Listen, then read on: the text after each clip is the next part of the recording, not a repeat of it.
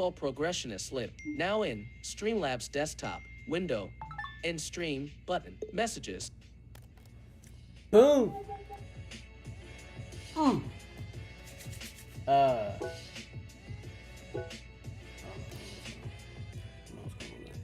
Finder.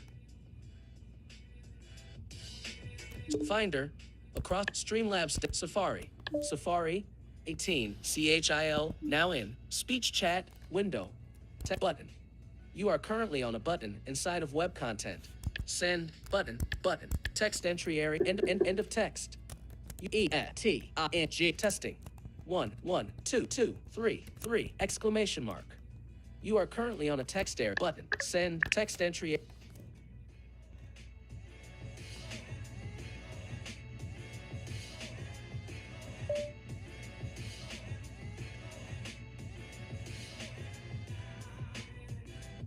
No. 2. Reload page. You are currently on a selectable text inside of web content. To exit this web area, press text entry area button. You are currently on a tab overview. Text entry area, blank. You are currently on a text area inside of web content. Button. Text entry area, blank. You are 2. Text button. Send button. Text entry D. Messages. Dishes by Danny. I do think E-T-I-G. Space. Grave accent. 1 1 2 2 2 2 3 3 exclamation mark.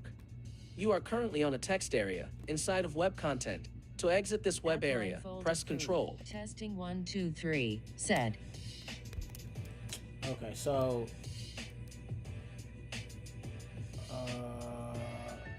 I don't know how to stop making it say said at the end. That's weird. I wish it said said at the beginning.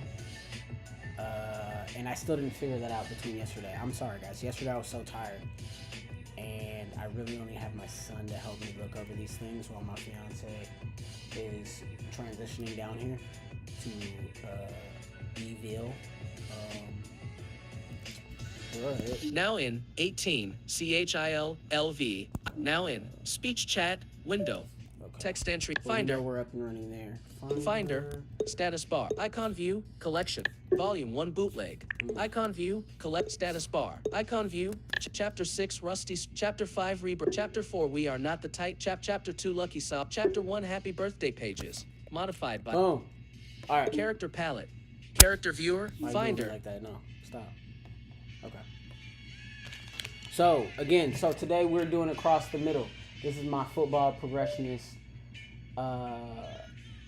LitRPG, which is going to be insane because it might start off a little normal and it might stay that way for a little bit, but it's going to get crazy. I don't have a lot of chapters for this one already made, which is why I'm a lot excited for this one, because I'm going to catch up to where I need to be writing fast. So I think next week I'll be writing live for these chapters in front of you guys. So that, and I'm gonna try for after I hang out with my fiance a little bit today, I will try for the second refresher for Lineage of Lincoln Lex, and I'm gonna keep doing those in addition to the other streams.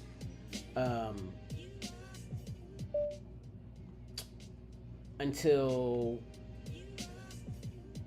I put out the 55,000 words for the competition in front of you guys live, pretty much.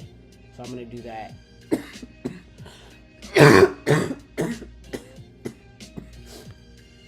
Relatively quick. But it's going to be fun for you guys to see me doing it live, though, to be honest. Because that'll probably be like some crazy writing sessions on like Saturday and Sunday, if I can catch up by like tomorrow or Thursday, realistically. But we'll see. We might have to catch up by Friday. Okay. Open the RoyalRoad. You'll need to unlock your iPhone first. It doesn't look like you have an app named RoyalRoad. Here's an Open RoyalRoad. Why are you trying to act like... Speech on. the heck? Epistoms. Reading history. Epistoms. Across the middle. Others have also about overview. Plot. Ongoing. Original. LitRPG. Portal fantasies. Urban fantasy. Progression. Plus. Mature content. Profanity. Graphic violence. Sensitive content. Follow the Guile family as they try to recover from traumatic death and injury as their two heirs become football prodigies. Continue reading. Button. 67. Total views. Okay, 67 total views. This is probably my lowest. 17. Average views. 0. Followers. 0. Favorites. This is probably my lowest in the experiment so far. It's going to be very niche because it's only going to be readers of football and fantasy. So we'll see how that goes, right? And because I'm not going to lie, I've gotten stuck on a few online series that are just about sports. Like, oh God, what's the one I love with the British soccer player, Max Best? Player Manager. Player Manager whenever they come out, I'm stuck for the 20, 15, whatever hours it is. So that's what I'm trying to achieve here in my own unique way. Little bit more fantasy elements. A little bit more fantasy elements. Not super early on. I kind of ease you into it. Trust. But yeah, no. We're going to start with episode 1 and going from here. I might have a few interruptions, guys. I got my chicken guy coming to pick up money so he can have me product for Wing Wednesday at my snack bar tomorrow. So we'll see how this goes. Let's pause this music. Boom. Chapter 2 Lucky Sob pages. Chapter 1 Happy Birthday page. Pages. Cancel. Button. Opening Chapter 1 Happy Birthday pages. You are currently on a button. Now in Chapter 1 Happy Birthday pages. Window. Document. Layout area. Body. Page 1 of 4. Edit text. Content selected. Body. Chapter 1. Happy Birthday.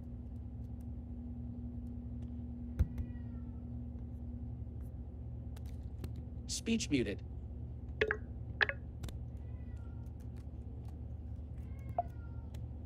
Chapter 3. Unwelcome. Symphony tried to sneak by his mother. No. He wanted to sneak past the scions of the other noble families. He almost managed to sneak past every... Yeah, that was rude. Speech footer. Group body. In edit noted. Anything else I should be... Selected body. Chapter 1. Happy birthday. Copy. Actions available.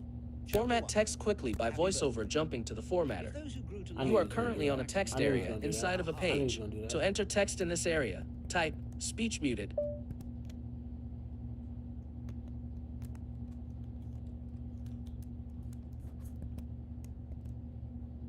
What I do?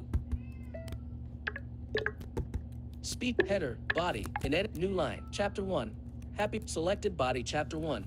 Happy birthday. Actions available. Format text quickly by voiceover jumping to the formatter. You are currently on a text area inside of a page. To enter text in this area, type speech muted. That's not okay with me. I'm going to be honest with you, bud. Voiceover off.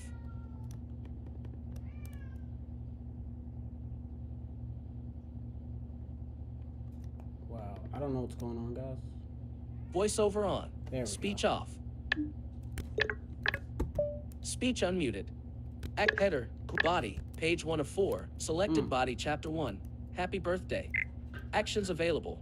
Format text quickly by voiceover jumping to the formatter. Copy. Chapter 1. Actions available. Format text quickly by voiceover jumping to the formatter.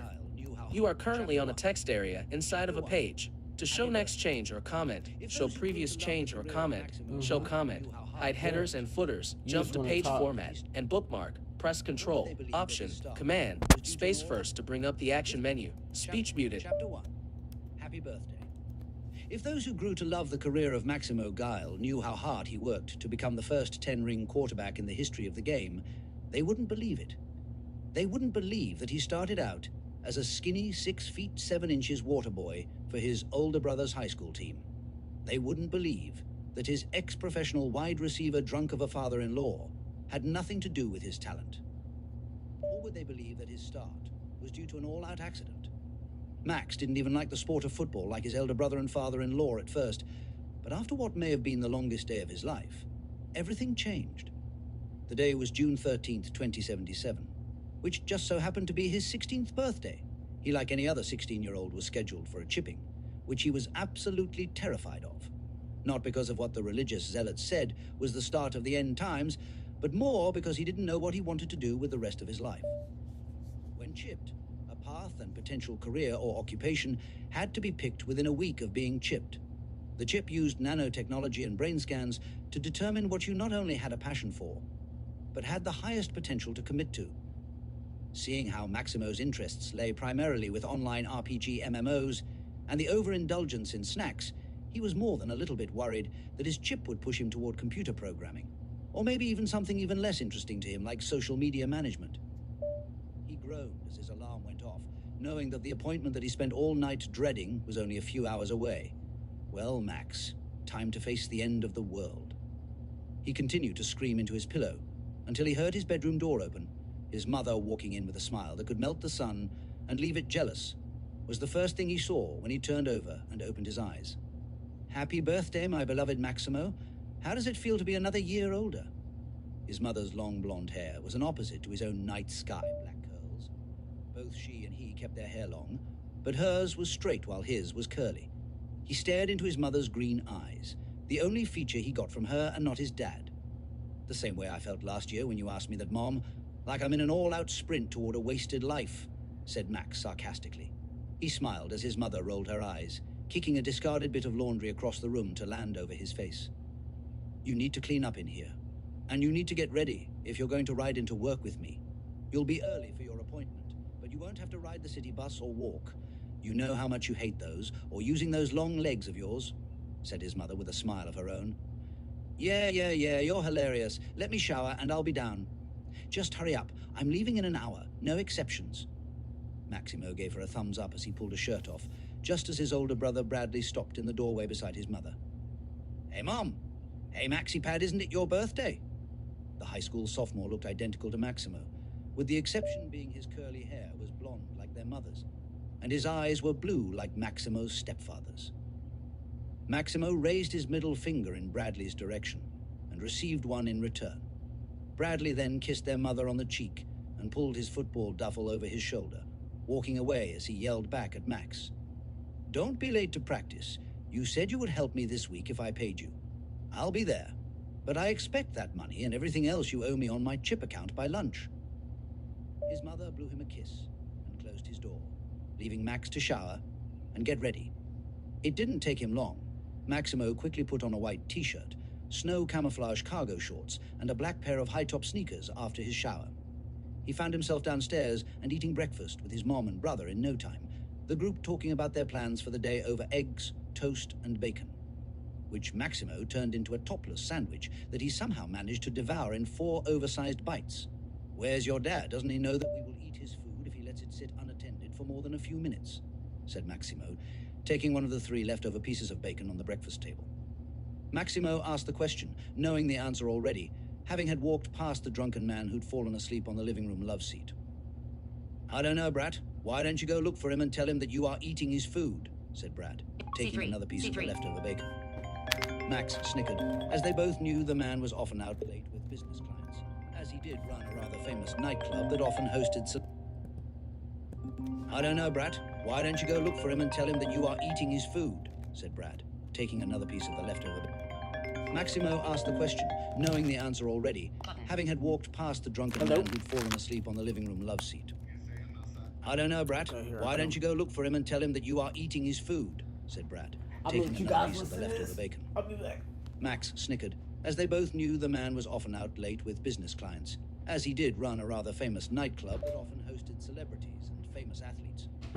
"Boys, stop eating your father's food," said their mother, taking the final piece, a groan of exhaustion coming in from the next room as Maximo's stepfather sat up on the couch. His mother popped the last bit in her mouth before she stood, grabbing her purse and car keys. "On that note, Maximo, it's time to go." The brothers just shook their heads and stood, both grabbing at leftover bits of food on the table, leaving nothing behind.